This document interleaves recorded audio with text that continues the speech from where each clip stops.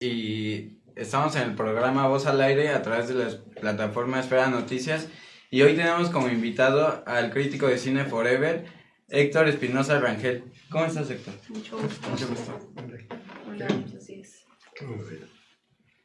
¿Nos podría dar, para usted, qué es una reseña de cine, por favor? Una reseña. ¿En qué se basa para hacer una reseña de Bueno, mira, cine? dos cosas. Una reseña es simplemente el relato de qué trata una película. ¿En qué me baso? Pues en haberla visto. Es lo más sencillo. Ok. Bueno, para usted, ¿qué es ser crítico de cine?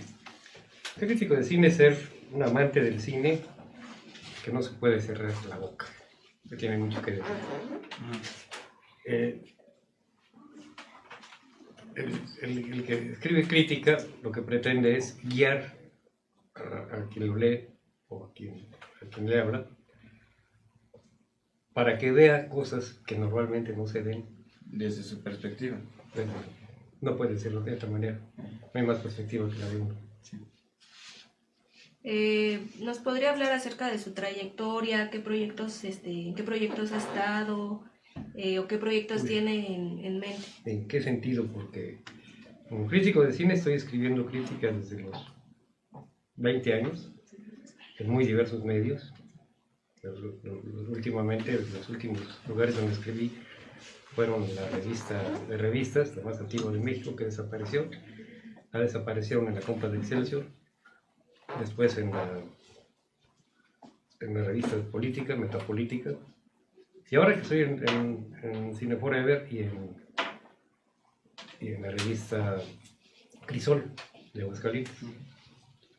Pero como proyectos, bueno, estoy escribiendo un par de libros. Bueno, tengo escritos un par de libros que no he podido publicar sobre Crítica. el cine fantástico. Más bien es historia, porque no conozco ninguna historia seria, tomada en serio, del cine de ciencia ficción. El cine de la ciencia ficción no la toman en cuenta. Entonces yo escribo, trato de hacer entender cómo aparece la ciencia ficción, que es uno de los primeros géneros. En 1902 se escribe el primer libro, se hace la primera película de ciencia ficción por Georges Méliès, que es El viaje a la luna. Y hasta la fecha la ciencia ficción es el género más filmado con toda la industria. Renta, ¿no? De películas, producciones. Pues sí, el que tiene mayor presupuesto.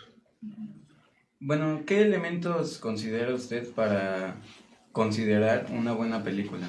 O una película que a usted le puede agradar. Bueno, al principio de cuentas, el gusto no tiene caso. El crítico no puede tener gusto. El crítico es un guía. Y no se guía con gusto. Porque una película que le gusta a uno puede ser malísima. Voy a poner un buen ejemplo de una película magistral que se llama El nacimiento de una nación. Es la película más reaccionaria y salvaje que se ha hecho. Pero está perfectamente hecha, es una obra maestra. De ahí empezamos a contar el lenguaje cinematográfico actual, a partir de esa película. Bueno, desde su director, de Griffith. Pero la película es un canto a la violencia y el racismo. Entonces no puede gustar. Puede uno aceptar perfectamente su calidad de realización. Pero lo que la película indica, lo que la película da, es totalmente negativo. No puede uno tener gusto. Entonces, no se puede mezclar el gusto con el juicio. Para juzgar una película, pues veo que tenga un lenguaje accesible, que sea apropiado para la audiencia, ¿no? No, es decir, no es apropiado para la audiencia se adapta al cine.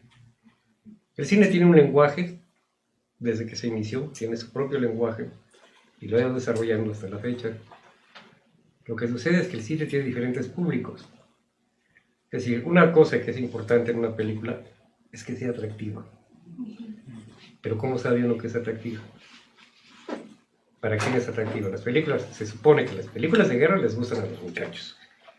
Y las películas de amor les gustan a las muchachas. ¿Ustedes creen que eso sea cierto? Pues no, porque ya cada quien va escogiendo su pues su género de películas, ¿no? No, pero es que también depende del muchacho y depende de la muchacha que se le dirige. Ujú. Es decir, en mi época las películas de ciencia ficción eran para morirse de risa, eran unos efectos especiales como para llorar. Y ahora son puros efectos especiales y no hay película. Uno ve las películas de Marvel, Es más magníficos producción efectos que- especiales, Ujú. porque se trata de retener la atención del público actual. Es más Ya visual, ¿no? No, aparte de eso, ya está estudiado ese asunto. El público actual está catalogado como un público que capta durante 3 segundos, a partir de los cuales ya no capta. Entonces, los patrones con los que se hacen las películas son a Repetidos. partir de 3 segundos Ujú. y cambiar el foco de atención. Porque si no, se pierde la continuidad De la atención, ¿no? de la atención. El público, se pierde el público. Bueno, ¿cómo ha evolucionado el cine mexicano en la actualidad? Muchísimo. Bien, el cine mexicano, aparte de la época silente, que es muy rica pero muy desconocida, a partir de los años 40 recibe el impulso del gobierno norteamericano, que se dio muchísimas facilidades para que se desarrollara la industria, y se crea lo que llamamos época de oro, que es una época básicamente destinada a gustar, a crear la imagen turística de México. Es cuando se inventan los charritos, cuando se inventan los mariachis, cuando se inventan la china poblana, cuando se inventan los inditos. Y se formó con un grupo muy brillante de directores que de repente al terminar esta época dorada, es decir, al terminar la guerra, al reinstaurarse el poder de Hollywood, cerraron su coto, impidieron crecer al cine mexicano, hasta los años 70 que aparecen las nuevas generaciones a partir del concurso de cine experimental, y viene una nueva camada. Desgraciadamente ya no pudo soportarse una industria, entonces actualmente se produce mucho cine, pero no hay industria. ¿Considera que es malo? No es malo, por el contrario, hay muy buenas películas, pero es muy disparejo. Si la que llamamos época de oro, todas las películas tenían más o menos la misma calidad, porque eran el mismo grupo, las mismas técnicas, los mismos recursos. Y en la actualidad no. En la actualidad tenemos ahora el problema de que se está filmando ya no en cine, sino en video. Entonces cambia totalmente el uso del equipo, la capacidad de producir. Es más fácil producir y exige menos esfuerzo. Además, ahora mucho lo hacen por computadora, entonces se desaparece un poco Más fácil. el trabajo.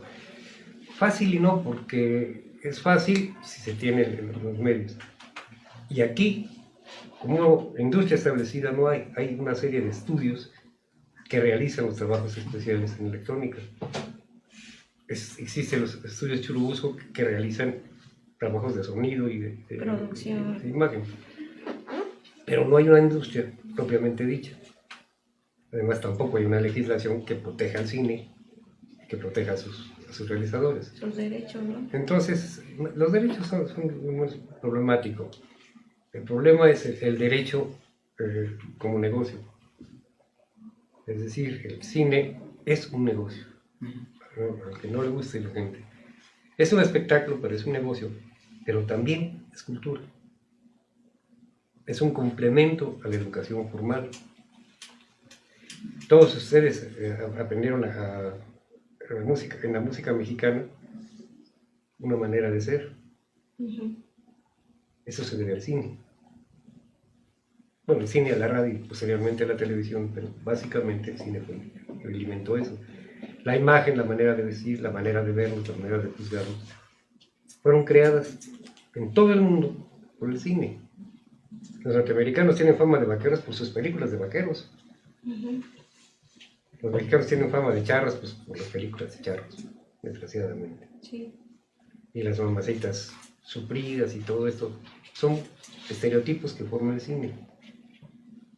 Pero para formar eso se necesitó una industria establecida y bien coordinada, que es lo que no existe en México. En la actualidad hay muy buen cine, sobre todo de los más jóvenes. Las películas de 3, 4 minutos que se hacen son excelentes. Pero Pero ¿dónde no se saben exhiben? explotar la, No, pero bueno, ¿dónde la se exhiben? información. Las podemos ver por la red, los que queremos ver YouTube. Pero no hay salas de exhibición para esas películas. No hay sistemas de distribución. No se dan a conocer. Hay magníficas películas, magníficos realizadores que andan con su peliculita llena de festival en festival y sí, los han premiado. Hay excelentes películas. Pero a nosotros están a la no luz las, pública, ¿no? no las publican. No porque no tenemos una industria establecida. ¿Por qué han emigrado Guillermo del Toro y los otros que se han ido a Hollywood? Por la falta de apoyo, ¿no? De su... Porque no hay del una cine. industria establecida. Ujú.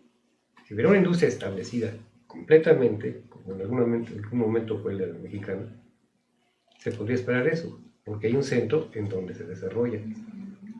Pero así, libremente, el talento existe, es evidente, hay muy buen cine. Y también muy malo, es cierto. Pero un crítico no puede hablar de cine bueno y malo. Hay Tiene películas que ser bien hechas neutral, y hay ¿no? películas malas. No es neutral. Sí, no existe la neutralidad. Siempre tenemos una opinión y la decimos cuando hacemos un juicio. Pero lo que pasa es que se puede ser objetivo. Es decir, no me gusta, pero es bueno. O sí me gusta, pero es malo. Si lo que no puede hacer es uno imponer su gusto y decir, esa película La es ves buena. porque yo te es estoy buena. diciendo. Sí. Ujú. Ok. En México, ¿en qué cree que se destaque tanto en producción o en películas? ¿Qué género es la que se destaca en México? Bueno, en México el melodrama es hasta la fecha. Si ustedes ven las películas de Guillermo del Toro, las películas de Alfonso Cuarón Ujú. y del otro negro, son melodramas. La forma del agua es un melodrama precioso, un melodrama de ciencia ficción, pero es un melodrama. También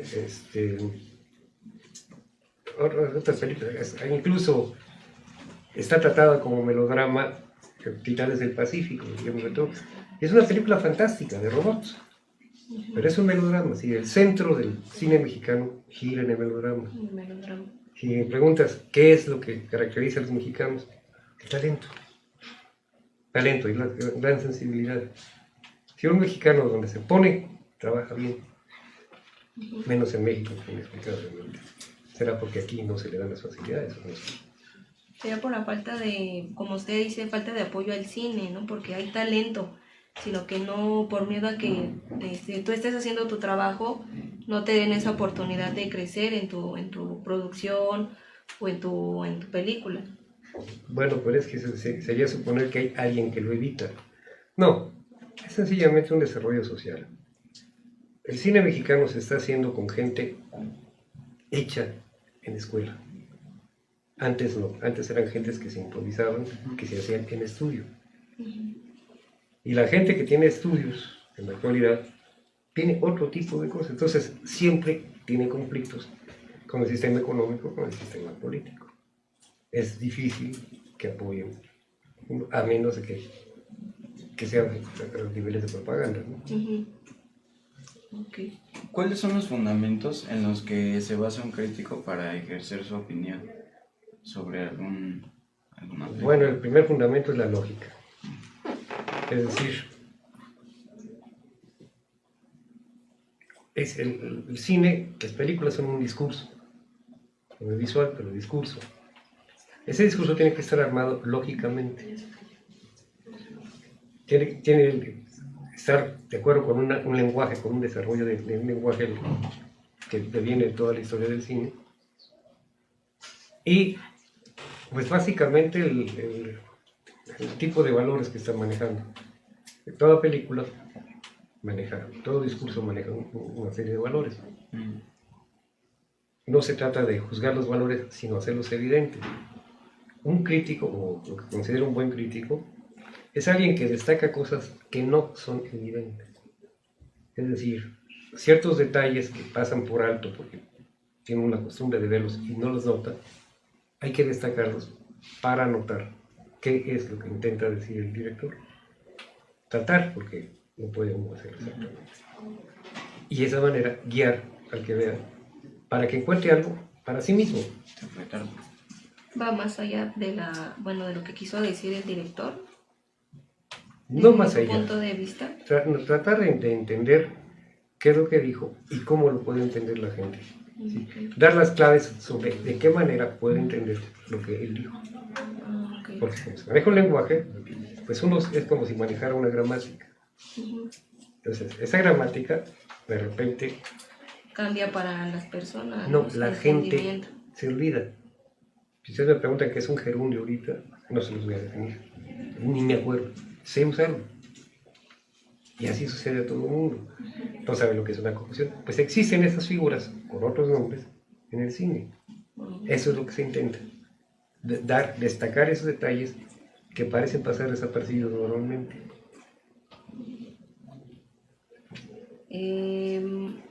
¿Cuál es su experiencia como crítico en cine? Yo desde los 20 años escribo crítica de cine. Publico, sí, crítica de cine. Pero la experiencia es que es muy conflictiva. Porque los que se llaman críticos de cine son reporteros de espectáculos, que lo que buscan es que las distribuidoras les paguen por promover sus películas. Y hablen bien de los productores. No, no necesariamente, pero sí que hablen bien de la película. Sí, se trata de vender la película. Y un crítico que se respeta no anda vendiendo nada, Sí. más que su juicio. ¿Sí? Tratar de guiar a su público hacia algo. Y sea crítico de cine, sea crítico de pintura, sea crítico de música, el verdadero crítico es un guía para el auditorio, o pretende hacerlo. Mientras que los otros pues, son reporteros de espectáculos que cobran por promocionar las promoverse. películas. Y no lo dicen además, hipócritamente nunca dicen que es promoción y lo dan como buena. Y sí, la experiencia es dura. Pocos críticos, no sé, Jorge Ayala Blanco y algunos que ya han muerto, fueron grandes críticos en México. México ha hecho gran crítica. Pero también el problema de la crítica es que no produce obra continua. Por ejemplo, no hay investigación documental sobre el cine mexicano. Hay una obra que escribió un español, que la escribió a su juicio, y todavía siguen repitiendo muchos los errores que cometió García Riera en sus libros. Son 9 libros. Es toda una enciclopedia del cine mexicano, una historia del cine mexicano. Pero además una historia que nadie ha repetido, nadie ha intentado de nuevo, y desgraciadamente él fue el único que se atrevió a hacerla, un extranjero. Pues sería por la represión que había en ese entonces. No, en México García Riera no partió del cero. García Riera sacó su idea de una historia que se escribió en los años 40 del cine mexicano, donde venían todos los datos de todas las películas y algunos juicios sobre ellas. Él repitió eso y siguió adelante, pero desde su punto de vista, un punto de vista que sigue imperando, un punto de vista de criollo, de español, de extranjero. Entonces, siguen tomándose como válidos sus juicios y nadie se ha dedicado a dar una investigación nueva. Avanzada. Hay algunos escritores, como algunos de la Filmoteca de la UNAM, que han hecho varios trabajos, pero ese financiamiento, el único que lo obtuvo fue el mismo García Riera en Guadalajara. Allá le dieron todas las posibilidades, escribió todo lo que él quería y siguió con su idea, la misma idea colonizadora que tuvo en sus primeros libros. Pero no ha habido una obra sólida, continua, que se haga en alguna institución mexicana sobre lo que es el cine mexicano. Que haga una publicación acerca de cómo ha evolucionado el cine mexicano, en qué género se ha dado a conocer. Sobre todo la Universidad de México publica mucho de eso, la Biblioteca de la UNAM. Ha publicado mucho material, pero sobre fragmentos de la historia. Basados en la enciclopedia que No, hizo. no, afortunadamente no. Es por parte de Es ellos. por parte, son investigaciones nuevas. Pero no son muy accesibles, son libros universitarios, que los universitarios desgraciadamente no se publican. No tienen acceso. Ahí están el acceso, pero no se dan a conocer con facilidad. Okay. Bueno, con base en sus fundamentos, ¿nos podría, no sé, proporcionar tal vez las 3 mejores películas o las películas mejor producidas para un crítico? ¿Del mundo o de México? Del mundo. Mira, esto es muy difícil. En la actualidad, hacer un juicio sí es muy avanzado. Yo les puedo decir las 3 que más me gustan a mí. El Ciudadano Kane, 2001 Odisea del Espacio y Enamorada, de Emilio Fernández. El Ciudadano Kane porque es un estudio acerca de qué es el hombre y la imposibilidad que tenemos los demás de acceder a la realidad auténtica de qué es una persona. No necesita el espacio porque habla precisamente de ese mundo que cambia, en el que nos enfrentamos a la inteligencia artificial, que es lo que más predomina ahora, lo que fue más inmediato. Y Enamorada porque es un buen retrato de lo que fue el mexicano y lo que pretende hacer a partir de los ideales que movieron su historia. Okay. Pero es muy aventurado.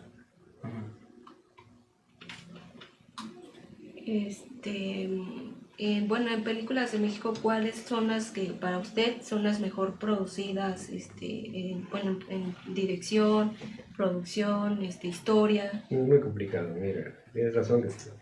Dije una película de Emilio Fernández, Enamorada, es un gran director, y la mayor parte de sus películas son estupendas, con un pequeño defecto, su romanticismo, como un mexicano que emigró de Estados Unidos, que originalmente se formó en Estados Unidos, es romántico y cree en la revolución y cree en la educación.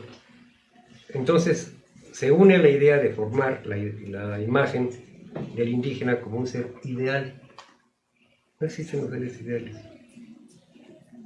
Entonces esa imagen impregnó mucho de su obra y de alguna manera le disminuyó. Pero el cine de Alejandro Galindo, de Roberto Gabaldón, de los mismos hermanos Rodríguez, que hicieron a Pedro Infante, son muy importantes. Del cine actual hay muy pocos directores que valga la pena, pero son tantos que sería difícil decir de momento. Bueno, con base en los premios pasados de los Oscars, ¿qué opinas sobre la película Green Book, que ganó el premio a mejor película? Es una estupenda película. Yo creo que el público no la va a comprender bien porque es muy lenta, muy discursiva. Su historia es una historia de solidaridad humana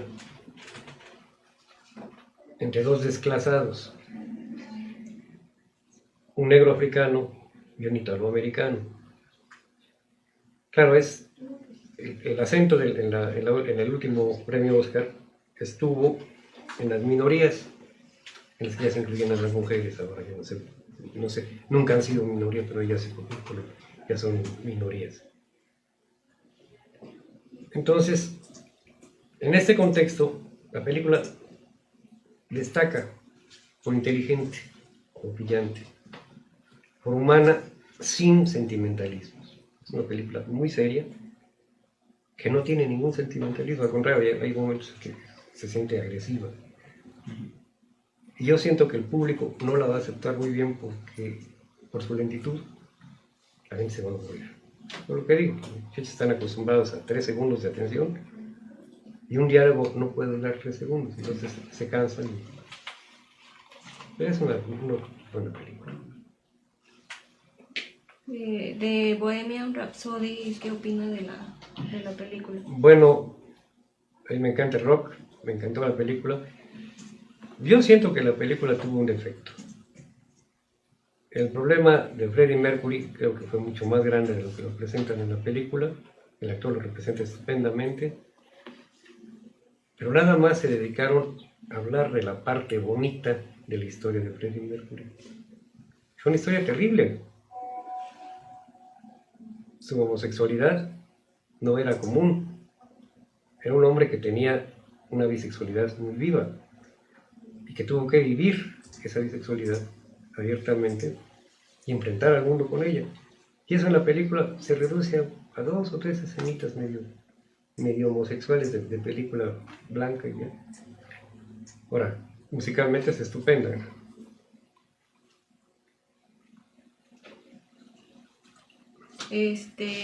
Acerca de la película Roma, ¿qué perspectiva dio a conocer la película? Bueno, yo tengo 2 opiniones. Por una parte, Roma como película mexicana, para el público mexicano, aportó muchas cosas. Recordar cómo es la vida en México, el racismo de los mexicanos, las malas costumbres heredadas desde la colonia, de la servidumbre, sí, hacia la servidumbre, el trato hacia la servidumbre. Y sobre todo, el ubicarnos en una época políticamente complicada, una época de los 60, 70. Pero mundialmente lo que más intriga es el impacto terrible que tuvo al demostrar la realidad, ¿no?, de ese entonces o de la actualidad. No creo que los suecos, los australianos, los canadienses y los chinos tengan ni idea de qué son los halcones. Lo que importó fue la historia de una mujer al servicio de un hogar, que en todo el mundo existe ese sistema, y hablar de cómo un ser que ha sido formado como parte de una familia es simplemente un ser explotado, las sirvientas. Creo que eso es lo importante de la película, y creo que coincido con algunos escritos de otros países, porque he leído algo de Japón y opinan muy parecido. Bueno, para hacer una película considerada en una premiación, ¿qué requisitos debe de llevar? Alguna película. Depende de la premiación.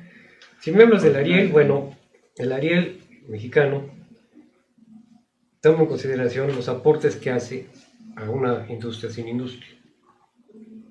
Y si me hablas del Oscar, el Oscar es una institución académica y la academia basa sus juicios principalmente en la taquilla. Entonces, por eso es que nunca le atina a uno. Ellas esperan que gane o promueven la que tiene más taquilla. No hay juicios de calidad, sino juicios de cantidad. ¿Nos podría dar a dónde lo podemos contactar, en qué páginas lo podemos seguir, su información? Bueno, estoy en Facebook. Tengo un correo electrónico. Es algo complicado, se llama la palabra huachiques@hotmail.com. Huachiques es la palabra con la que se designaba a los generales en la época azteca. Es con huachic.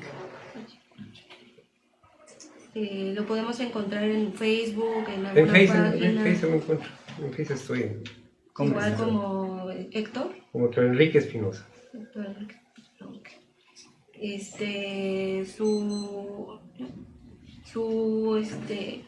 ¿En qué otro proyecto lo podemos encontrar en páginas que tenga de crítica de cine? Pues de momento nada más estoy en Crisol, crisol.com y Cine Forever. Ahí lo podemos Ahí contactar se- y ver su trayectoria, Ahí las está. películas que Sí, van está. a salir próximo. Ok.